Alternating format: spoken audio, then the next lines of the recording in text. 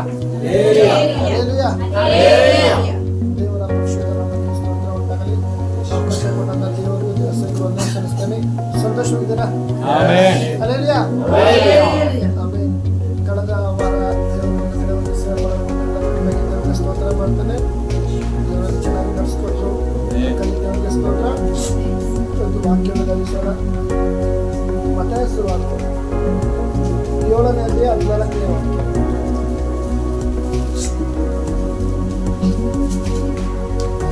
ಮತ್ತಾಯ 7:14ನೇ ವಾಕ್ಯ. ನಿತ್ಯ ಜೀವಕ್ಕೆ ಹೋಗುವ ಬಾಗಲು ಇಕ್ಕಟ್ಟು, ದಾರಿ ಬಿಕ್ಕಟ್ಟು, ಅದನ್ನು ಕಂಡು ಹಿಡಿಯುವವರು ಸ್ವಲ್ಪ ಜನ. ಮಹಾಪರಿಶುದ್ಧನು ಸರ್ವಶಕ್ತನೂ ಆಗಿರುವಂತ ನಮ್ಮ ಪರಲೋಕ ತಂದೆಯ ದೇವರೇ, ಅಪ್ಪ ಇವತ್ತು ಒಳ್ಳೆಯ ಆಲೋಚನೆ ಸ್ವಾಮಿ ದೇವರೇ. ಹೌದು ಸ್ವಾಮಿ, ನೀವು ಕೊಟ್ಟಂತ ಆಲೋಚನೆ ಭಕ್ತಿಗಳ ಫಲಗಳ ಕೂಡ ತಿಳಿಯಪಡಿಸಿ ನನ್ನನ್ನು ನಿನ್ನ ಗಾಯಗಳ ಹಸ್ತಕ್ಕೆ ಸಮರ್ಪಿಸಿ ಪ್ರಾರ್ಥಿಸ್ತಾ ಇರ್ತಾರೆ.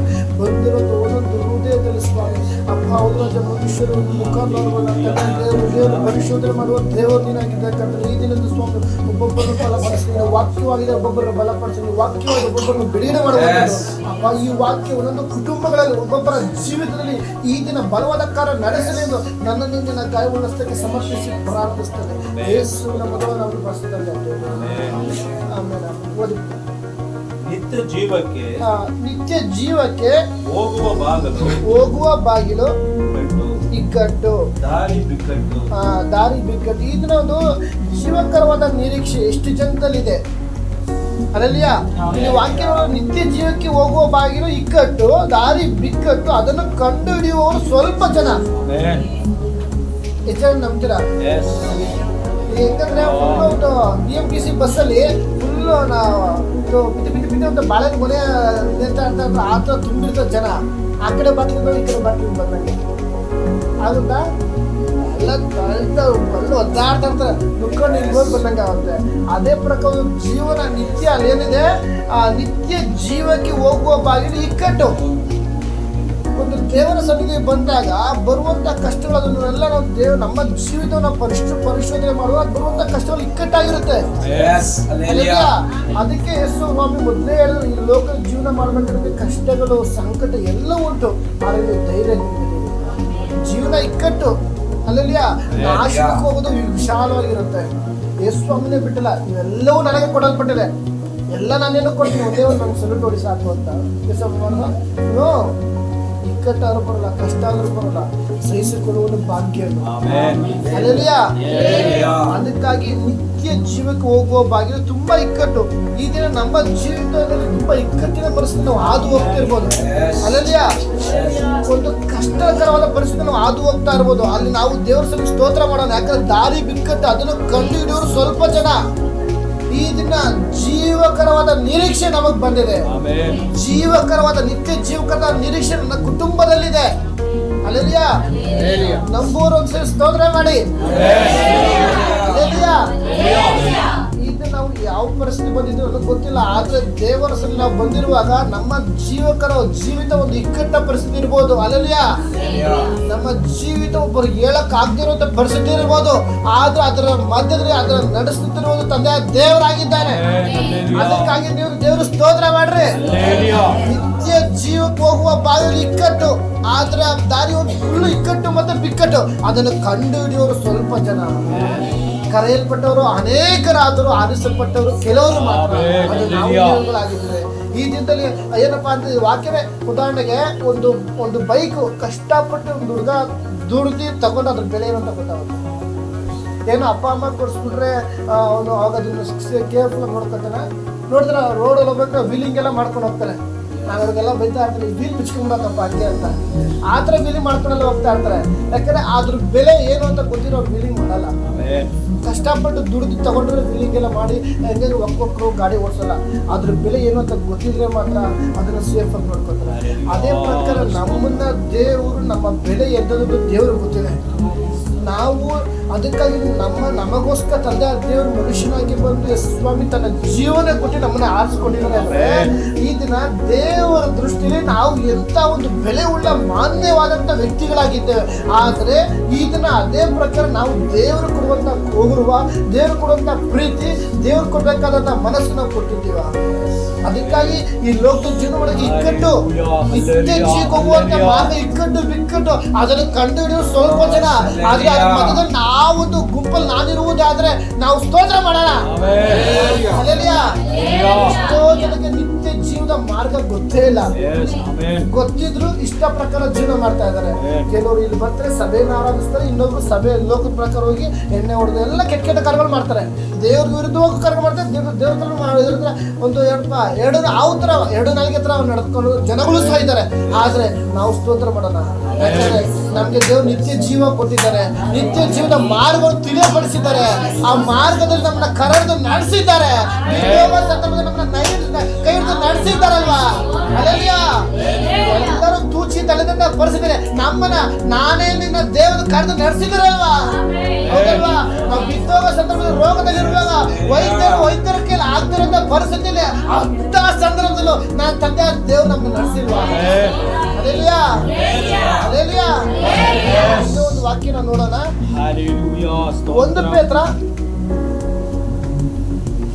1 ಪೇತ್ರನ ಪತ್ರಕ್ಕೆ 1ನೇ ಅಧ್ಯಾಯ 3-4 ವಾಕ್ಯ.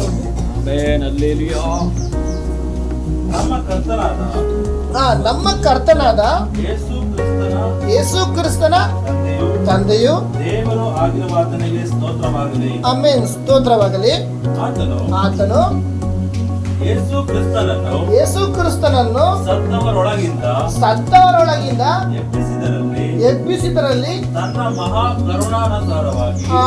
ತನ್ನ ಮಹಾ ಕರುಣಾಸಾರವಾಗಿ ನಮ್ಮನ್ನು ತಿರುಗಿ ಜೀವಿಸುವಂತೆ ಮಾಡಿ. ಎಷ್ಟು ಜನ ನಂಬ್ತೀರಾ? ಹಲ್ಲೆಲೂಯಾ. ಅವರಲ್ಲಿ ಬ್ರದರ್ ಯೇಸು ಸ್ವಾಮಿ ಶಿಲ್ಬೆ ಹಾಕ್ಬೇಕಾದ್ರೆ ಯೇಸು ಸ್ವಾಮಿ ದೇವರಲ್ವಾ, ಹೌದಲ್ವಾ? ಆ ಶಿಲ್ಬೆ ಹಾಕ್ಬೇಕಾದ್ರೆ ಮುಳ್ಕಿರೀಟ ಹಾಕಿದ್ರು, ಎಂಜಲ್ ಹೋಗಿದ್ರು, ಎಲ್ಲ ತರ ಮಾಡಿದ್ರು, ಅಪಮಾನ ಮಾಡಿದ್ರು, ಯೇಸು ಬೇಜಾರಾಗೋ ತರ ಮಾಡಿದ್ರು. ಯೇಸು ಮನ್ಸ್ಪಟ್ಟರು ಇಲ್ಲಿ ಬಂದು ಡಮ್ ದುಮ್ ಬಂದ್ರೆ ಎಲ್ಲ ಚಿಂದಿ ಅವ್ರವರು, ಹೌದಲ್ವಾ? ಅದು ಯಾಕೆ ಸೇರಿಸ್ಕೊಂಡ್ರು? ಆ ಮುಂದೆ ನಮ್ಮನ್ನ ನಾವು ಮುಂದೆ ಬರುವಂತ ಪೀಳಿಗೆ ನಮಗಾಗಿ ಈ ದಿನ ನಾವು ನನಗಾಗಿ ಆ ತಂದೆ ದೇವರು ಅಂತ ಒಂದು ನೋವನ್ನ ಅಂತ ಬಾಧನ ಸಹಿಸಿಕೊಂಡ್ರಲ್ವಾ. ಹಲ್ಲೆಲೂಯಾ. ಯಾಕಾಗಿ ಮುಂದೆ ನನ್ನ ಮಗಳು ರಕ್ಷಣೆ ಹೊಂದುವುದುಂಟು, ಮುಂದೆ ಅನೇಕ ಜನರು ಮಾನಸಾಂತರ ಪಡುವುದುಂಟು, ಅನೇಕ ಜನ ಕಟ್ಟಲ್ಪಟ್ಟ ಪರಿಸ್ಥಿತಿ, ಅವ್ರಿಗೋಸ್ಕರ ನಾನು ಬದುಕಬೇಕು, ಅವ್ರಿಗೋಸ್ಕರ ನಾನು ಸಮಾಧಾನದಿರ್ಬೇಕು, ಸುಮ್ಮನೆ ಇರ್ಬೇಕು ಅಂತ ಅನ್ನೋದು ಅದು ನಿಜ. ಯಾಕಂದ್ರೆ ಆ ಸಂದರ್ಭದಲ್ಲಿ ಯೇಸು ಸುಮ್ಮನೆ ಇದ್ರು. ಹಲ್ಲೆಲೂಯಾ. ಸುಮ್ಮನೆ ಇರ್ಲಿಲ್ಲ ಅಂದ್ರೆ ಯೇಸು ದೇವ್ರ ಆಗ್ತಿರ್ಲಿಲ್ಲ. ಹಲ್ಲೆಲೂಯಾ.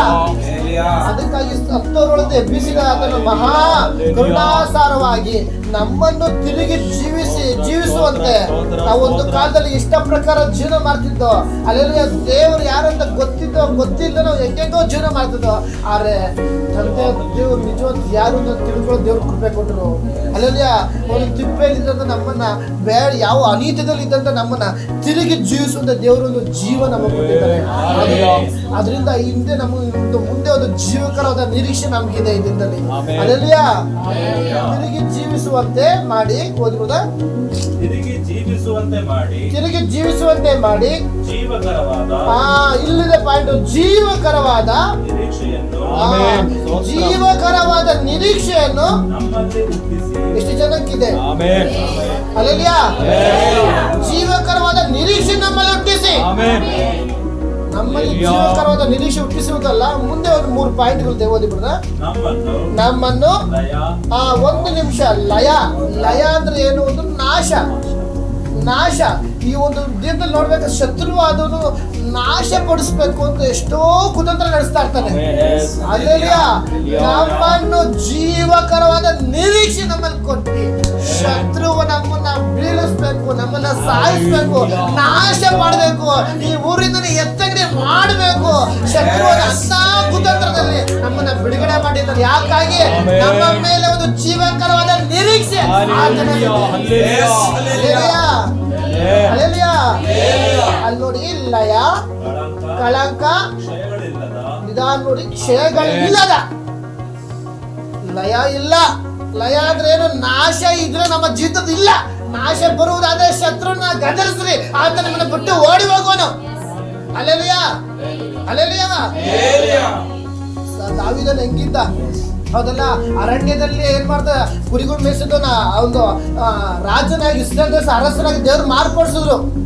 ಆದ್ರೆ ಸೌಲನ್ನ ಸಾಯಿಸ್ಬೇಕು ಅಂತ ಬಂದಾಗೆಲ್ಲ ಏನ್ ಮಾಡ್ರು, ಅದ್ರ ಮಧ್ಯದಲ್ಲಿ ಹೆಂಗೋ ದೇವ್ರವನ್ನ ಕಾಪಾಡ್ಕೊಂಡ್ ಹೌದಲ್ವಾ.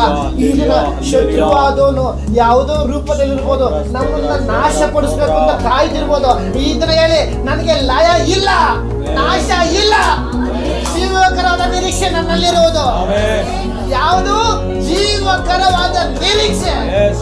ಹೇಳ್ರಿ ಎಲ್ಲರೂ, ಜೀವಕರವಾದ ನಿರೀಕ್ಷೆ ನನ್ನಲ್ಲಿರುವುದು. ಮನುಷ್ಯನ ಮುಖಾಂಡ ನೋಡ್ಕೊಂಡು ಬಂದಿಲ್ಲ, ಅವ್ರು ಬೇಜಾರು ಮಾಡ್ಕೊಂತಾರೆ, ಇವ್ರು ಬೇಜಾರಕ್ಕಂತ ನಾವು ಬಂದಿಲ್ಲ.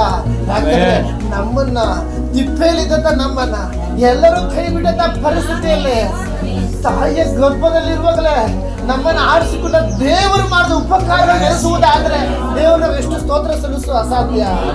ಅಲ್ಲೆಲ್ಲಾ ಅದಕ್ಕಾಗಿ ನಿತ್ಯ ಜೀವ ಹೋಗುವ ಮಾರ್ಗಗಳು ಇಕ್ಕಟ್ಟು ಬಿಕ್ಕಟ್ಟು ಅದನ್ನು ಕಂಡುಹಿಡಿಯುವರು. ಅಲ್ಲೆಲ್ಲಾ ಈಗಿನ ಜೀವಕರವಾದ ಒಂದು ನಿರೀಕ್ಷೆ ನನ್ನಲ್ಲಿ ಸಪಾಡಿನ ಕೊಟ್ಟಿದೀಯಾ, ಅದಕ್ಕಾಗಿ ನಿನಗೆ ಸ್ತೋತ್ರ.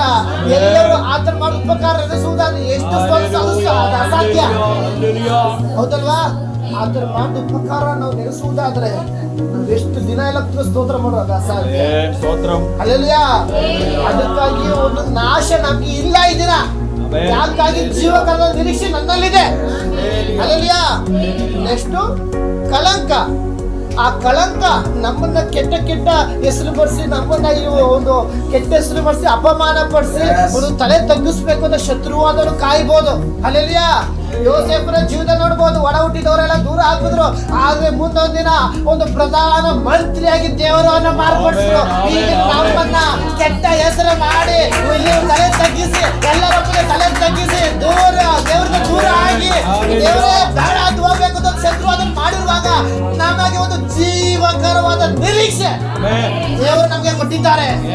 ಅಲ್ಲೆಲ್ಲಾ ನಿನ್ನ ಜೀವಿತದಲ್ಲಿ ಜೀವಕರವಾದ ನಿರೀಕ್ಷೆ ಇರುವುದೇ ಆದ್ರೆ ಯಾವ ಕೆಟ್ಟ ಹೆಸರು ನಿನಗೆ ಬರುವುದಿಲ್ಲ. ಅಲ್ಲೆಲ್ಲಾ ನಿನ್ನನ್ನು ನಾಶ ಪಡಿಸ್ಬೇಕು ಅಂತ ಶತ್ರುವನ್ನು ಕಾಯುವಾಗ ಅದರ ಮಧ್ಯದಲ್ಲಿ ನಾನೇ ನಿನ್ನ ದೇವರು, ನಾನು ಮೋಶೆಯ ಸಂಗಡ ಇದ್ದಾಗೆ ಈಗಲೂ ನಿನ್ನ ಸಂಗಡ ಇರುವೆನು. ಈಗಿನ ನಂಬುವರ ಜೀವಿತದ ದೇವರ ಮಹಾನ್ ಕಾರ್ಯ ನಡೆಸಲು ಶಕ್ತನಾಗಿದ್ದಾನೆ. ಜೀವಿತ ನಾಶ ಆಗ್ತಿದೆ ಅಂತ ಎಷ್ಟೋ ಬಾರಿ ಕೊಡ್ತಾ ಇದ್ದೇವೆ, ನಾಶ ಆಗ್ತಾ ಇದೆ. ಪ್ರಾರ್ಥನೆ ಕೇಳಕ್ ಆಗ್ತಾ ಇಲ್ಲ, ಪ್ರಾರ್ಥನೆ ಮಾಡಕ್ ಆಗ್ತಾ ಇಲ್ಲ, ಸಮಯ ಸಿಗ್ತಾ ಇದೆ, ದೇವ್ರು ನನ್ ಬಿಟ್ಕೊಡ್ತಿಲ್ಲ. ಈ ರೀತಿ ಕೊಡುವುದೇ ಆದ್ರೆ ನೀವ್ ಹೇಳ್ರಿ, ನನ್ನಲ್ಲಿ ಜೀವಕರವಾದ ನಿರೀಕ್ಷೆ ಇದೆ. ನನ್ನನ್ನ ಸಮಯ ಕದ್ದುಕೊಳ್ಳಕ್ಕೆ ಶತ್ರುಗೆ ಸಾಧ್ಯವಿಲ್ಲ. ಅಲ್ಲೆಲ್ಲಾ ನನಗೆ ನಾಶ ಇಲ್ಲ, ನನಗೆ ಕೆಟ್ಟ ಹೆಸರಿಲ್ಲ. ಇದನ್ನ ನಾವ್ ಹೇಳ್ಬೇಕು ಅಂದ್ರೆ ಆ ರೀತಿ ಹೇಳುವಾಗ ಶತ್ರುಗೆ ಭಯ. ಏನಪ್ಪ ಇವ್ರನ್ನ ನಾನು ಬೀಳಿಸ್ಬೇಕು, ಏನಪ್ಪ ನಾಶ ಮಾಡ್ಬೇಕು ಶತ್ರು ಅದನ್ನು ಬರುವಾಗ ನೀನ್ ಈ ರೀತಿ ನಂಬಿಕೆಯಿಂದ ಹೇಳುವಾಗ ಶತ್ರು ಬರುವಂತ ಮಾರ್ಗದಲ್ಲಿ ಎದುರ್ಕೊಂಡು ಮಾಡ್ತಾನೆ. ಯಾಕಾಗಿ ನಿನ್ನ ಮೇಲೆ ಸಾಮಾನ್ಯವಾದಂತ ನಂಬಿಕೆ ಅಲ್ಲ, ಅದು ಮಾನ್ಯವಾದದ್ದು. ಮಾತ್ರವೇ ಒಂದು ಜೀವಕರವಾದ ನಿರೀಕ್ಷೆ, ಅದು ನಿತ್ಯ ಜೀವಕರವಾದ ನಿರೀಕ್ಷೆ ನಿನ್ನಲ್ಲಿರುವಾಗ ಈ ಲೋಕದಲ್ಲಿ ಎಷ್ಟೇ ಕಷ್ಟ ಬರ್ಬೋದು, ಎಷ್ಟೇ ಅಪಮಾನ ಬರ್ಬೋದು, ಎಷ್ಟೇ ದುಃಖ ಬರ್ಬೋದು, ಎಷ್ಟೇ ನಾಶ ಮಾಡ್ಬೇಕು ಶತ್ರು ಅದನ್ನು ಸಿಂಹದ ಬಾಧೆಯಲ್ಲಿ ಯಾರನ್ನು ನುಂಗಲಿ ಕಾಯ್ತಾ ಇರ್ಬೋದು, ಅದ್ರ ಮಧ್ಯದಲ್ಲಿ ತಂದೆ ದೇವರು ನನ್ನ ಸಂಗಡ ಇದ್ದಾನೆ. ನನ್ನ ಸಂಗಡ ಕರೆಯಿತು ನಡೆಸುವ ದೇವರು ನನ್ನ ಸಂಗಡ ಇದ್ದಾನೆ. ನನ್ನ ಕುಟುಂಬದಲ್ಲಿ ನನ್ನ ತಂದೆ ದೇವರಿದ್ದಾರೆ. ನನ್ನ ಜೀವಿತದಲ್ಲಿ ಯೇಸಪ್ಪ ಇದ್ದಾರೆ.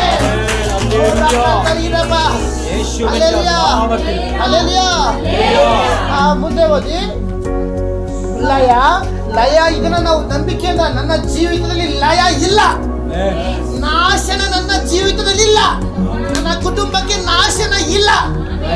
ಅಲ್ಲೆಲ್ಲಾ ಕಳಂಕ ಒಂದು ಕೆಟ್ಟ ಹೆಸರು ಎಲ್ಲಿ ತಲೆ ತಗ್ಗಿಸ್ಬೇಕು ಅಂತ ಶತ್ರು ಅದನ್ನ ಮಾಡ್ತಾನೋ ತನ್ನ ತಂದೆ ದೇವರು ಅದರ ಅವರ ಮಧ್ಯದಲ್ಲೇ ತಲೆ ಎತ್ತುವಾಗಿ ದೇವರು ಮಾರ್ಪಡಿಸ್ತಾರೆ. ಅಂತ ಒಂದು ನಂಬಿಕೆ ಇದೆ ನಮ್ಗೆ ಬರ್ಬೇಕು. ಯಾಕಂದ್ರೆ ನಮಗೆ ಜೀವಿತಕ್ಕೆ ಕೊಟ್ಟಿರೋದು ಸಾಮಾನ್ಯವಲ್ಲ, ಅದು ಜೀವಕರವಾದ ನಿರೀಕ್ಷೆ. ಹಲ್ಲೆಲೂಯಾ. ಎಷ್ಟೋ ಜನರ ಜೀವನ ಸತ್ತೋಗಿರುವಂತ ಪರಿಸ್ಥಿತಿಯಲ್ಲಿದೆ. ಹಲ್ಲೆಲೂಯಾ. ಬದುಕಿದ್ದಾರೆ, ಉಸಿರಾಡ್ತಾ ಇದ್ದಾರೆ, ಕೈ ಕಾಲು ಆಕ್ಟಿವಿಟಿ ಇಲ್ಲ. ಬದುಕಿದ್ದಾರೆ, ಜೀವನ ಮಾಡ್ತಾ ಇನ್ನೊಬ್ರು ಪ್ರಯೋಜನ ಆಗ್ತಿಲ್ಲ. ಬದುಕಿದ್ದಾರೆ, ಜೀವನ ಮಾಡ್ತಾ ಇದ್ದಾರೆ. ನಾನು ಈ ಲೋಕದಲ್ಲಿ ಇದ್ದೀನೋ ಅಂತ ಗೊತ್ತಿಲ್ಲ ಎಷ್ಟೋ ಜನ.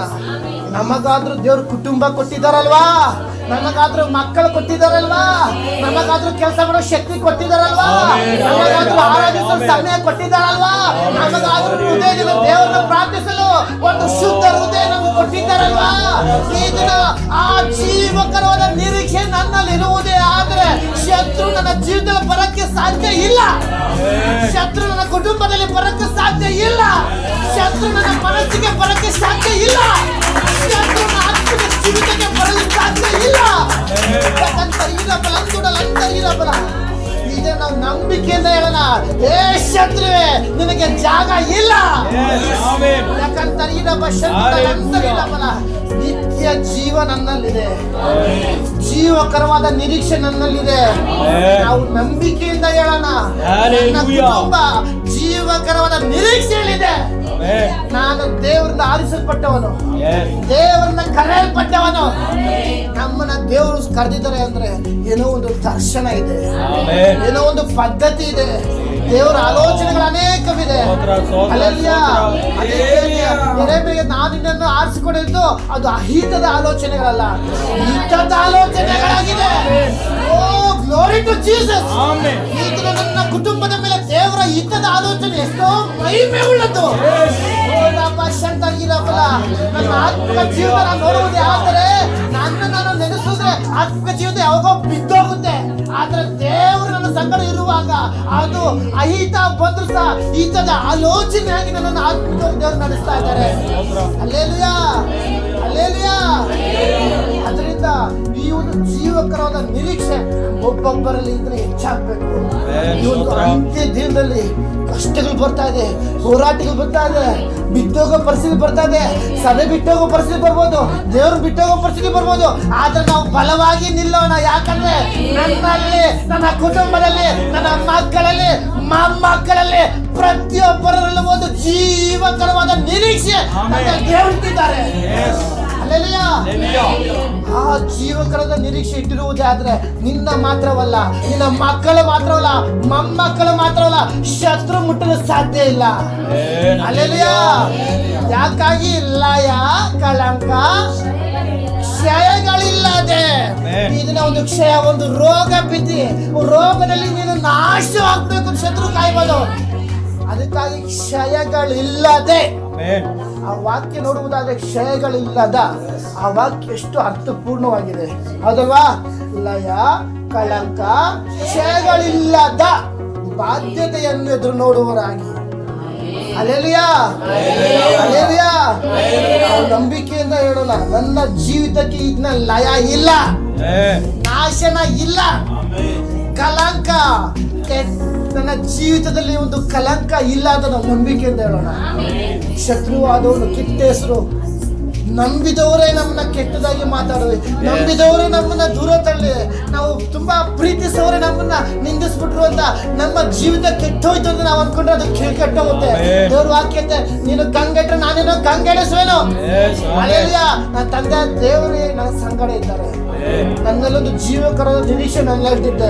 ನಾನು ಅದಕ್ಕಾಗಿ ನಮ್ಗೆ ಯಾರೋ ಒಂದು ಕೆಟ್ಟದ್ದು ಬಯಸಿದ್ರೆ ನಾವು ಕೆಟ್ಟದ್ದು ಬಯಸೋದು ಬೇಕಿಲ್ಲ. 770 ಬಾರಿ ನಮ್ಮನ್ನ ಕ್ಷಮಿಸು ಅಂತ ಹೇಳೋದು. ಮನುಷ್ಯ ಜೀವಿತ ನೋಡುವುದಾದ್ರೆ ತಪ್ಪು ಸಹಜ, ತಪ್ಪು ಬಂದೇ ಬರುತ್ತೆ, ನಡತೆಯಲ್ಲಿ, ನೋಟದಲ್ಲಿ, ಮಾತಲ್ಲಿ ಬರುತ್ತೆ. ಅದನ್ನ ತಿದ್ದಿ ನಡೆಯುವನು ಭಾಗ್ಯವಂತ. ದೇವರ ಸನ್ನಿಧಿ ತಪ್ಪು ಪಾಪಗಳನ್ನು ಒಪ್ಪಿಕೊಂಡು ಅರಕೆ ಮಾಡಿ ಬಿಟ್ಟು ಬಿಡೋನಿಗೆ ಕ್ಷಮಾಪಣೆ. ಅದನ್ನ ಮನಸ್ಸಲ್ಲಿ ಇಟ್ಕೊಂಡು ನಾನು ನಂದು ಒಬ್ಬರ ದೇವರು, ಹೌದಾ ನೀನು ಅಲ್ಲೇ ಇರುವಂತ ದೇವ್ರು ಬರುವ ಸಂದರ್ಭದಲ್ಲಿ ನಾನು ನಂದು ಅಂತ ಏಸಪ್ಪ ಅಂದ್ರೆ ನಾವು ಹೆಂಗಾಗುತ್ತೇಳಿ. ಉದಾಹರಣೆಗೆ ನಾನು ಹೇಳ್ತಾ ಇದ್ದೀನಿ, ನಾವು ಒಬ್ರು ಯಾರಾದ್ರೂ ಒಬ್ರು ನೊಂದಿಸ್ಬಿಡ್ರಿ, ನಾವೊಂದು ಬೇಜಾರ ಹತ್ರ ಮಾತಾಡ್ರಿ, ಅದನ್ನೊಬ್ಬ ಕೆಲವ್ರು ಏನು ಮಾಡ್ತಾರೆ, ಅದನ್ನ ಮನಸ್ಸಲ್ಲಿ ಇಟ್ಕೊಂಡು ನನ್ನ ಮನಸ್ಸಲ್ಲಿ ಅದು ತೆಗಿಯಕ್ಕಾಗಲ್ಲ, ಅವ್ರು ಹಂಗನ್ಬಿಟ್ಟು ಹಿಂಗನ್ಬಿಟ್ಟು ಅಂತ ಮನಸ್ಸಲ್ಲಿ ಇಟ್ಕೊಂಡಿರುವುದೇ. ಅಂದರೆ ದೇವರು ಭೂಮಿಗೆ ಬರುವಾಗ ನಾವು ಚಿಕ್ಕ ಚಿಕ್ಕ ದೇವ್ರಿಗೆ ಮಾತಾಡಿದ್ದೇವೆ, ನಿಂದನೆ ಮಾಡಿದ್ದೇವೆ, ದೇವ್ರ ವಿರುದ್ಧ ಗುಣಗುಟ್ಟಿದ್ದೇವೆ. ಇದೆಲ್ಲ ದೇವ್ರ ಮನಸ್ಸಲ್ಲಿ ಇಟ್ಕೊಂಡು ನೀನು ಯಾರು ನನಗೆ ಗೊತ್ತಿಲ್ಲ ಅಂದ್ರೆ ನಾವು ಎಚ್ಚಲ್ಪಡ್ತೀವ, ಹೌದಲ್ವಾ? ದೇವರೇ ನಮ್ಮನ್ನ ಅಷ್ಟು ಕನಿಕರವುಳ್ಳ ದೇವರು ನಮ್ಮನ್ನ ಅಷ್ಟು ಕ್ಷಮಿಸಿದಾರೆ ಅಂದ್ರೆ ನಾವು ಕ್ಷಮಿಸಬಾರ್ದ? ಯಾಕಾಗಿ ಜೀವಕರವಾದ ನಿರೀಕ್ಷೆ ದೇವರಿಟ್ಟಿದ್ದಾರೆ. ಅಲ್ಲೆಲಿಯಾ, ತಪ್ಪು ಮಾಡ್ಬೋದು, ನೀನು ಕ್ಷಮಿಸು. ನೀನು ಕ್ಷಮಿಸೋದಾದ್ರೆ ತಂದೆ ದೇವರು ನಿನ್ನನ್ನು ಕ್ಷಮಿಸ್ತಾರೆ. ಅವರವರ ನಡತೆಗೆ ಕೊಡತಕ್ಕ ಪ್ರತಿಫಲ ನನ್ನ ಕಲೆಯಂತೆ ಸಭೆ ಹೇಳಿದ್ದಾರೆ. ಅವ್ರು ಏನೇ ಮಾಡ್ಬೋದು, ಅವ್ರು ಹೆಂಗೆ ಇರ್ಬೋದು, ಈ ದಿನ ನನ್ನಲ್ಲಿ ಇರುವುದು ಜೀವಕರವಾದ ನಿರೀಕ್ಷೆ. ಶತ್ರುವಾದರೂ ನನ್ನನ್ನು ನಾಶ ಪಡೆದು ಕಾಯಬಹುದು, ನನ್ನನ್ನು ಕೆಟ್ಟ ಹೆಸರು ಮಾಡ್ಬೇಕು ಶತ್ರು ಕಾಯಬಹುದು. ರೋಗದಲ್ಲಿ ಬಿದ್ದಿ ನನ್ನನ್ನು ಯಾರು ನೋಡ್ಕೊಳಕ್ ಹಾಕ್ಬಾರ್ದು ಅಂತ ಪರಿಸ್ಥಿತಿ ರೋಗದಲ್ಲಿ ಬೀಳಿಸ್ಬೇಕಾದ್ರೆ ಶತ್ರು ಕಾಯಬಹುದು. ನಿನ್ನಲ್ಲಿ ಜೀವಕರವಾದ ನಿರೀಕ್ಷೆ ಇರುವುದೇ ಆದ್ರೆ ಈ ಮೂರು ನಿನ್ನ ಮುಟ್ಟದು. ಶತ್ರುವಿಗೆ ಗದರಿಸಲಿ, ಆತ ನಿಮ್ಮನ್ನು ಬಿಟ್ಟು ಓಡಿ ಹೋಗುವನು. Hallelujah, hallelujah. ಓದಿ ಅದು ಕ್ಷಯಗಳಿಲ್ಲದ ಬಾಧ್ಯತೆಯನ್ನು ಎದುರು ನೋಡುವವರನ್ನಾಗಿ ಮಾಡಿದನು. ಆ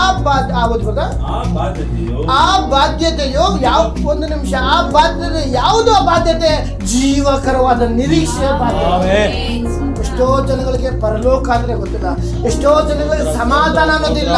ಆದ್ರೆ ನಮಗಾದ್ರೂ ಒಂದು ಜೀವಕರವಾದ ನಿರೀಕ್ಷೆ ನಮ್ಮಲ್ಲಿಟ್ಟು ಬರುವಂತ ಕಷ್ಟಗಳನ್ನು ಸಹಿಸಿಕೊಳ್ಳುವಂತ ಮನಸ್ಸು ದೇವರು ನಮಗೆ ಕೊಟ್ಟಿದ್ದಾರೆ. ಹಲ್ಲೆಲೂಯಾ. ಯಾಕಾಗಿ ನಿನ್ನ ಜೀವಿತದಲ್ಲಿ ಜೀವಕರವಾದ ನಿರೀಕ್ಷೆ ತಂದೆ ದೇವರಿಟ್ಟಿದ್ದಾರೆ. ಕಷ್ಟಗಳು ಬರುತ್ತೆ, ಪ್ರಾರ್ಥನೆ ಮಾಡ್ಬೇಕು ಅಂತ ಅನ್ಕೊಂತೀವಿ. ಪ್ರಾರ್ಥನೆ ಮಾಡಕ್ ಹೋದಾಗ ಎಲ್ಲೋ ಏನೋ ಯಾರೋ ಫೋನ್ ಮಾಡ್ತಾರೆ, ಇಲ್ಲ ಮಾತಾಡ್ತಾರೆ, ಸಮಯ ಹಂಗೆ ಕನ್ವರ್ಟ್ ಆಗುತ್ತೆ, ಡೈವರ್ಟ್ ಆಗ್ತಾ ಇರುತ್ತೆ. ಆದ್ರೆ ಇದನ್ನ ದೇವ್ರು ಕೊಡ್ಬೇಕನ್ನೋ ಸಮಯ, ದೇವ್ರು ಕೊಡ್ಬೇಕಂತ ಗೌರವ ನಾವು ಇದನ್ನ ಕೊಡ್ತಾ ಇಲ್ಲ. ಹಲ್ಲೆಲೂಯಾ. ಅದರಿಂದ ನಮ್ಮ ಮೇಲೆ ದೇವರು ಸುಮ್ಮನೆ ಕರೆದಿರೋದಿಲ್ಲ, ಜೀವಕರವಾದ ನಿರೀಕ್ಷೆ ನಮ್ಮಲ್ಲಿ ಇಟ್ಟಿದ್ದಾರೆ. ಅದನ್ನು ನಾವು ನೆನೆಸಿ ದೇವರ ಸನ್ನಿಧಿಗೆ ಹೋಗೋಣ. ನಾವು ಹೋಗುವಾಗ ನಾವು ಬೇಡುವುದಕ್ಕಿಂತಲೂ ಯೋಚಿಸೋದಕ್ಕಿಂತಲೂ ಅತ್ಯಧಿಕವಾದ ಮಾಡೋ ತಂದೆ ದೇವರಾಗಿದ್ದಾರೆ. Hallelujah, hallelujah. ಕೀರ್ತನೆ 121 7ನೇ ವಾಕ್ಯ ಓದಿ. ಕೀರ್ತನೆ 121 7ನೇ ವಾಕ್ಯ.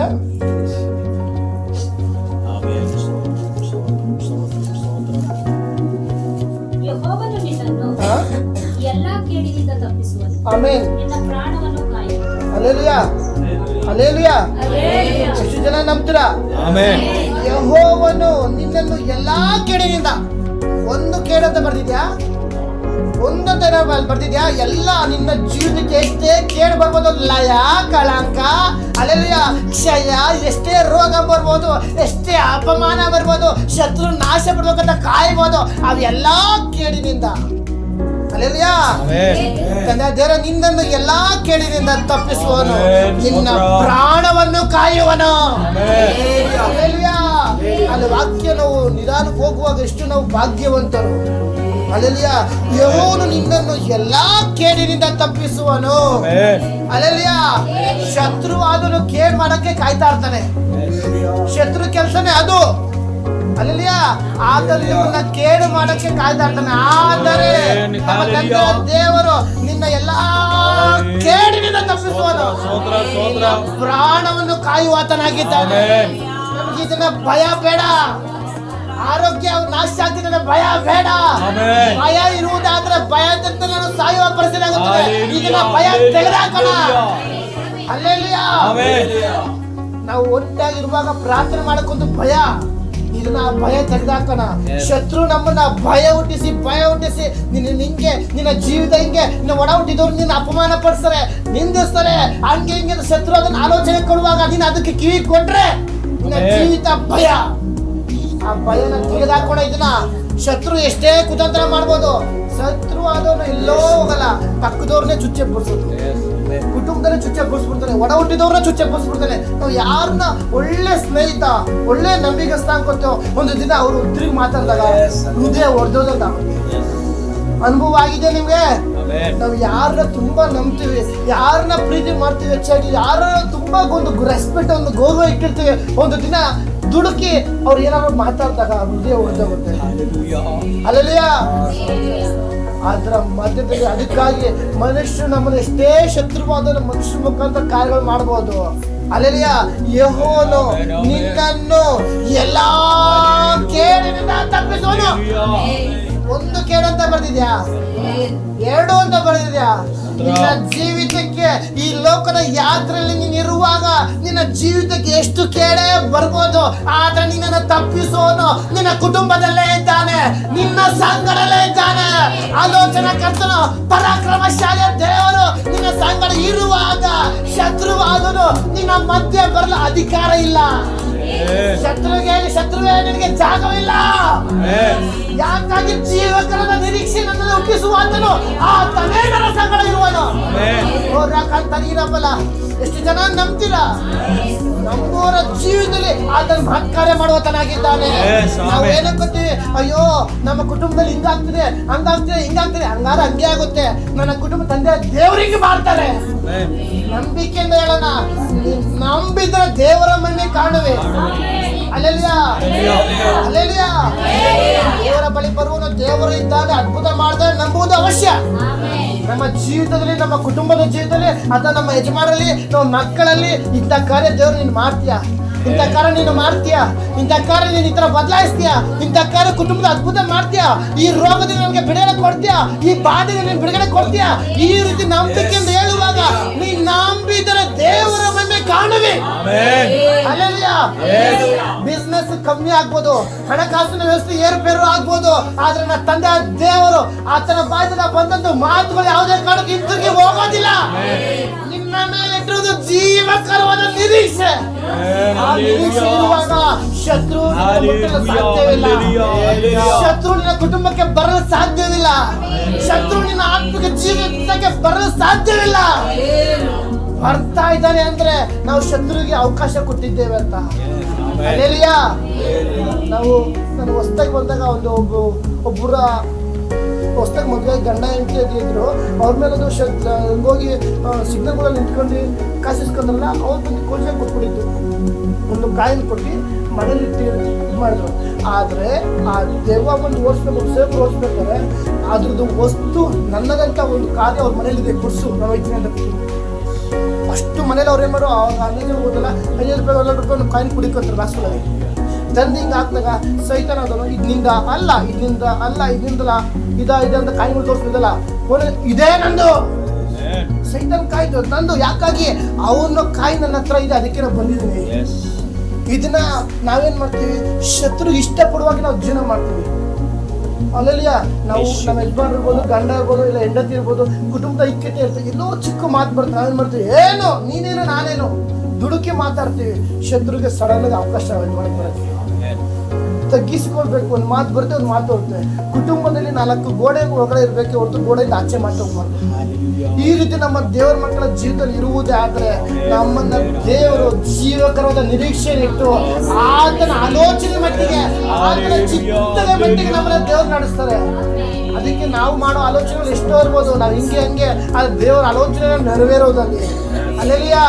ನಾವು ಪ್ಲಾನ್ ಮಾಡ್ತೀವಿ, ಬಿಟ್ರೆ ಟಾಟಾ ಬಿರ್ಲಾಕಿನ್ನ ಹಂಗಾಬಿಡ ಅಂತ ಪ್ಲಾನ್ ಮಾಡ್ಕೊತೀವಿ, ಹೌದಲ್ವಾ? ಆದ್ರೆ ದೇವರ ಆಲೋಚನೆ ಅಲ್ಲಿ ನೆರವೇರೋದು. ಎಲ್ಲೆಲ್ಲಿ ಯಾರ್ಯಾರಿಗೆ ಹೆಂಗೆ ಬುದ್ಧಿ ಕಲಿಸ್ಬೇಕು, ಹೆಂಗೆ ಪಾಠ ಕಲಿಸ್ಬೇಕು, ಹೆಂಗೆ ದೇವ್ರು ನಡೆಸ್ಬೇಕು ದೇವ್ರಿಗೆ ಗೊತ್ತು. ನಮ್ಮೊಂದು ಜೀವಿತ ಅದು ಹೋಗುವಾಗ ಕಷ್ಟ ಬಂದ್ಬಿಡ್ತೈತೆ, ಹೋರಾಟಗಳು ಬರ್ತದೆ, ದುಃಖ ಬರ್ತದೆ, ಅದನ್ನ ನೋಡ್ತಾ ಒದ್ದಾಡ್ಬಿಡ್ತೀವಿ. ಅಯ್ಯೋ ನಿರೀಕ್ಷೆ ಇಲ್ಲ, ನನ್ನ ಜೀವಿತ ನಿರೀಕ್ಷೆ ಬಿದ್ದೋಯ್ತು, ಪ್ರಾರ್ಥನೆ ಇರೋದು ದಾಹ ಬಿದ್ದೋಯ್ತು, ಅಯ್ಯೋ ನನ್ನ ಪರಿಸ್ಥಿತಿ ಗೋಳಾಟ ಆಗೋ ಪರಿಸ್ಥಿತಿ ಆಗಿದೆ, ಅವ್ರು ಹಂಗಂತಿತ್ತು ನಮ್ಗೆ ಸಹಿಸಕ್ ಆಗ್ತಿಲ್ಲ. ನೋ, ಈ ದಿನ ತಂದೆ ದೇವರು ನಿನಗೊಂದು ನಿರೀಕ್ಷೆ ಇಟ್ಟಿದ್ದಾನೆ. ಆ ಜೀವಕರ ನಿರೀಕ್ಷೆ ನಿನ್ನಲ್ಲಿ ಇರುವುದೇ ಆದ್ರೆ ಶತ್ರುಗೆ ಹೇಳ್ರಿ, ನಿನಗೆ ಜಾಗವಿಲ್ಲ, ನಿನಗೆ ದುಃಖ ಪಡಿಸಲು ಜಾಗ ಇಲ್ಲ, ನಿನಗೆ ಬಾಧೆ ಪಡಿಸಲು ಜಾಗವಿಲ್ಲ, ಕಣ್ಣೀರು ಹಾಕಿಸಲು ಜಾಗ ಇಲ್ಲ.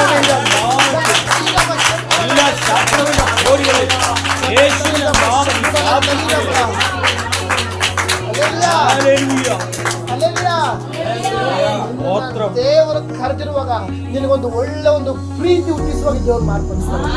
ಹಲ್ಲೆಲೂಯಾ. ಇನ್ನೂ ಒಂದು ವಾಕ್ಯ ನೋಡೋಣ, 1 ತಿಮೋಥಿ ಪತ್ರಿಕೆ 1ನೇ ಅಧ್ಯಾಯ 5ನೇ ವಾಕ್ಯ. 1 ತಿಮೋಥಿ 1ನೇ ಅಧ್ಯಾಯ 5ನೇ ವಾಕ್ಯ.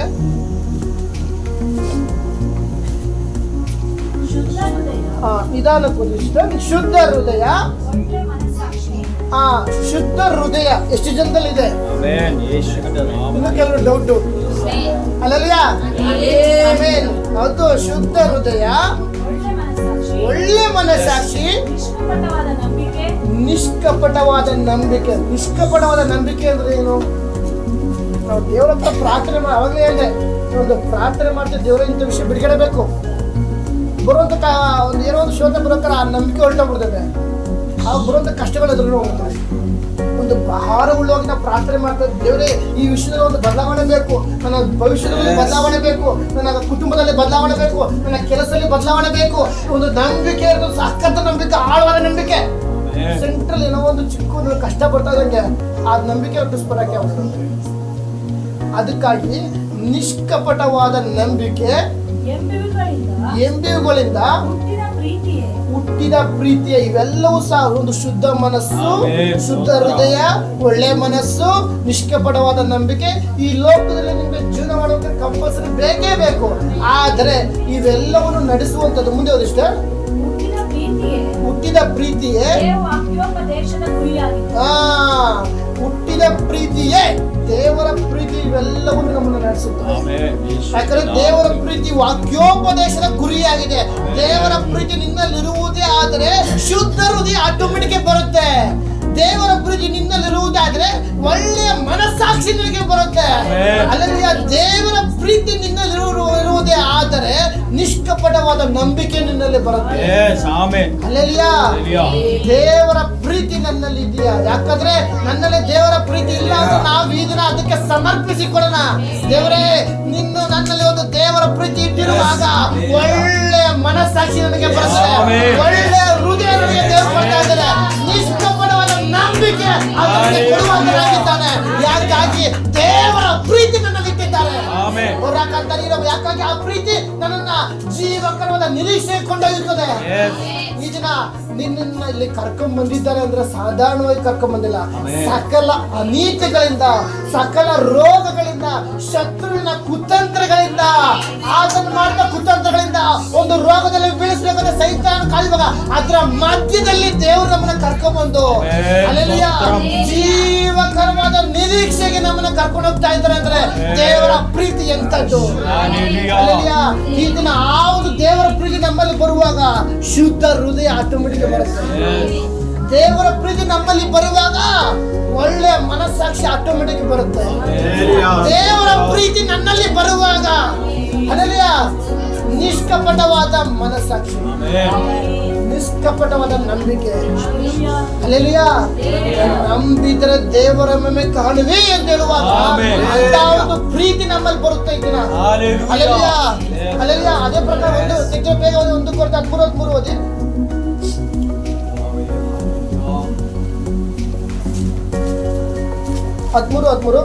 ಹೀಗಿರುವುದರಿಂದ ಒಂದು ನಿಮಿಷ ಎಲ್ಲರೂ ಅಬ್ಸರ್ವ್ ಮಾಡಿ. ಹೀಗಿರುವುದರಿಂದ ನಂಬಿಕೆ, ನಿರೀಕ್ಷೆ, ಒಂದು ನಂಬಿಕೆ, ನಿರೀಕ್ಷೆ, ಪ್ರೀತಿ ಈ ಮೂರೇ ನಿಲ್ಲುತ್ತದೆ. ಇವುಗಳಲ್ಲಿ ದೊಡ್ಡದು ಪ್ರೀತಿಯೇ. ಇವುಗಳು ದೊಡ್ಡದು ಪ್ರೀತಿಯೇ. ಯೇಸು ಸ್ವಾಮಿ ನಮ್ಮ ಮೇಲಿದ್ದಂತ ಒಂದು ಪ್ರೀತಿಯಿಂದಲೇ ತನ್ನ ಜೀವವುಳ್ಳ ರಕ್ತವನ್ನು ಆ ಕಲ್ವಾರಿ ಶಿಲ್ಬೆ ಮೇಲೆ ಸುರಿಸಿದ್ದಾರೆ. ನಮಗಾಗಿ ತನ್ನ ಪ್ರಾಣವನ್ನು ಯಾಕಾಗಿ ಆ ಒಂದು ದೊಡ್ಡ ಪ್ರೀತಿಯಿಂದ ಕೊಟ್ಟಿದ್ದಾರೆ. ನಮ್ಮ ಮೇಲೆ ಒಂದು ದೊಡ್ಡ ಪ್ರೀತಿ ಯೇಸು ಸ್ವಾಮಿ ಇಟ್ಟಿರುವಾಗ ಆ ಒಂದು ಪರಲೋಕದ ಪ್ರೀತಿ ಇದನ್ನ ನಮಗ್ ಬರಬೇಕು.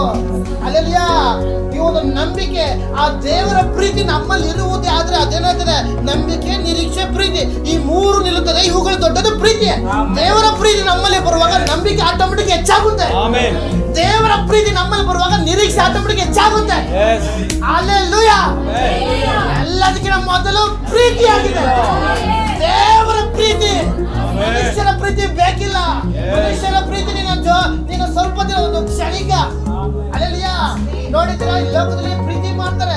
ಆ ಜೋಬರ್ ಹುಡುಗನ ಹತ್ರ ಕಾಸಿನ ಗಂಟ ಅಂತ ಅವ್ರಿಬ್ರು ಒಂದು ಚೆನ್ನಾಗಿರೋ ಗಂಟ ಅವ್ರು ಯಾವಾಗ ಕುಟುಂಬದಲ್ಲಿ ಒಂದು ಬಿರುಕು ಉಂಟಾಗುತ್ತೆ, ಕಷ್ಟಗಳು ಬರುತ್ತೆ, ಆ ಕುಟುಂಬ ಎಷ್ಟೋ ಹೊರಟೋಗ್ತಾ ಇದ್ದಾವೆ. ಎಷ್ಟೋ ಲಕ್ಷ ಖರ್ಚು ಮಾಡಿ ಉದಾಹರಣೆಗೆ ಚಂದನ್ ಶೆಟ್ಟಿ ಮತ್ತೆ ನಿವೇದಿತ ಮದುವೆ ಆದ್ರು, ಇಲ್ಲದ್ರ ಅಲ್ಲೆಲ್ಲ ಮದುವೆ ಆದ್ರು, ಚೆನ್ನಾಗಿ ಜೀವನ ಮಾಡಿದ್ರು, ಕುಟುಂಬ ಹೊರತು ಡಿವೋರ್ಸ್ ಕೇಸ್ ಹೋಯ್ತು. ಅಲ್ಲೆಲ್ಲಾ ಇಲ್ಲೇ ಇದ್ದೀರಾ? ದೇವರ ಪ್ರೀತಿ ನಿಮ್ಮಲ್ಲಿ ಇರುವುದೇ ಆದ್ರೆ ದೇವರ ವಾಕ್ಯ ವಾಕ್ಯ ಇದೆ, ನಾನು ಕಟ್ಟಿದ್ದನ್ನು ಯಾರು ತೆರೆಯಲಾರರು, ನಾನು ತೆರೆದನ್ನು ಯಾರು ಮುಚ್ಚಲಾರರು. ನನ್ನ ಕುಟುಂಬನ ದೇವರು ಒಂದು ಮಾಡಿದ್ದಾರೆ. ಯಾಕಾಗಿ? ನನ್ನ ಕುಟುಂಬದಲ್ಲಿ ದೇವರ ಪ್ರೀತಿ ಇದೆ. ನನ್ನ ಒಂದು ಕೆಲಸ ಮಾಡೋ ದೇವರು ಶಕ್ತಿ ಕೊಟ್ಟಿದ್ದಾರೆ ಅಂತ ದೇವರ ಪ್ರೀತಿ ನನ್ನಲ್ಲಿದೆ. ಅಲ್ಲಲ್ಲಿಯ ದೇವರ ಪ್ರೀತಿ ನಮ್ಮಲ್ಲಿರುವುದೇ ಆದರೆ ನಂಬಿಕೆ ಹೆಚ್ಚಾಗುತ್ತದೆ. ಕಷ್ಟಗಳು ಬರ್ತಾ ಇದೆ, ಹೋರಾಟ ಬರ್ತಾ ಇದೆ, ದುಃಖ ಬರ್ತಾ ಇದೆ, ಎಲ್ಲದರ ಮಧ್ಯದಲ್ಲಿ ನಿನಗೆ ನಂಬಿಕೆ ಇರುವುದಾದ್ರೆ ಆ ಕಷ್ಟದಲ್ಲಿ ನೀನು ಬಿದ್ದೋಗಲ್ಲ, ಹೋರಾಟದಲ್ಲಿ ನೀನು ಬಿದ್ದೋಗಲ್ಲ. ಅಲ್ಲಲ್ಲಿಯ ದೇವರ ಪ್ರೀತಿ ಎಲ್ಲದರ ಮಧ್ಯದಲ್ಲಿ ನಡೆಸುತ್ತದೆ. ದೇವರ ಪ್ರೀತಿ ನಂಬಿಕೆಯಲ್ಲಿ ನಡೆಸುತ್ತೆ. ದೇವರ ಪ್ರೀತಿ ನಿರೀಕ್ಷಣೆ ಹೆಚ್ಚುತ್ತದೆ. ಕೊನೆಯದಾಗಿರೋದು ವಾಕ್ಯ ಫಿಲಿಪ್ಪಿ 4:6 ಓದಿ.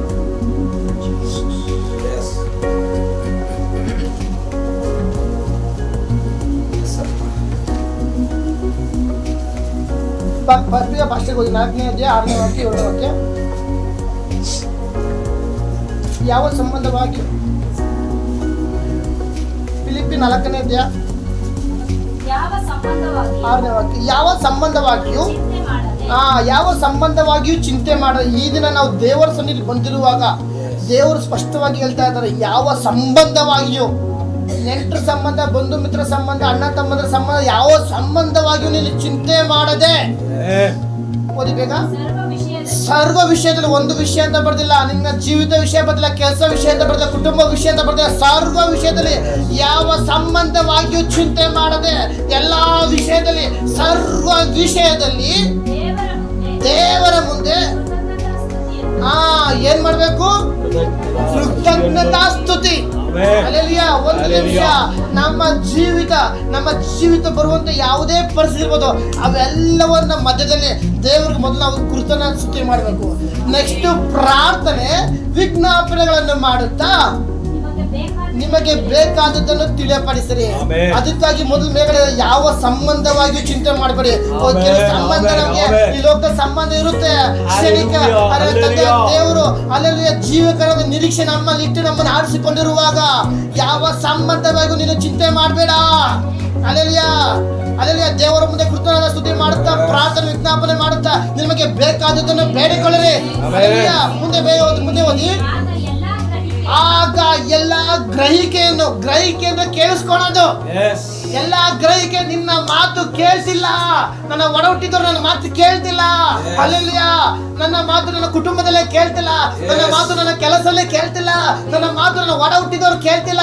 ನೋ, ದೇವರು ಹೇಳ್ತಾ ಇದ್ದಾರೆ, ಎಲ್ಲಾ ಗ್ರಹಿಕೆಗೂ ಮೀರಿದ ನಿನ್ನ ಮಾತು ಕೇಳದೇ ಇರ್ಬೋದು, ಅವ್ರೆಲ್ಲರಿಗಿಂತ ಎಲ್ಲಾ ಗ್ರಹಿಕೆಗೂ ಮೀರಿದ ದೇವ ಶಾಂತಿಯು ನಿಮ್ಮ ಹೃದಯವನ್ನು, ಯೋಚನೆಗಳನ್ನು ಈ ದಿನ ದೇವರ ಸನ್ನಿಧಿಯಲ್ಲಿ ಒಪ್ಪಿಸಿಕೊಡೋಣ. ಜೀವಕರದ ನಿರೀಕ್ಷೆ ನಮ್ಮಲ್ಲಿರುವಾಗ ನಮ್ಮೊಂದು ಶಾಂತಿಯನ್ನು ದೇವರು ಅನುಗ್ರಹಿಸುತ್ತಾರೆ. ಹೃದಯದ ಒಂದು ಯೋಚನೆಗಳನ್ನು ದೇವರು ನಮ್ಮನ್ನು ನಡೆಸ್ತಾನೆ. ನಮ್ಮ ಹೃದಯ ಆಲೋಚನೆ ಎಷ್ಟೋ ಬರುತ್ತೆ, ದೇವರು ನಡೆಸುವಾಗ ಕ್ರಿಸ್ತ ಯೇಸು ನಮ್ಮನ್ನು ಕಾಯುವಾತನಾಗಿದ್ದಾನೆ. ಅಲ್ಲೆಲ್ಲ ಈ ವಾಕ್ಯದ ಮುಖಾಂತರ ದೇವರು ನಿಮ್ಮೆಲ್ಲರನ್ನು ಆಶೀರ್ವದಿಸಲಿ. ಅವಕಾಶ ಕೊಡಂತ ದೇವರಿಗೆ ದೇವಸೇವಕರು ವಂದನೆ ಸಲ್ಲಿಸ್ತೀನಿ. ಆಮೇಲೆ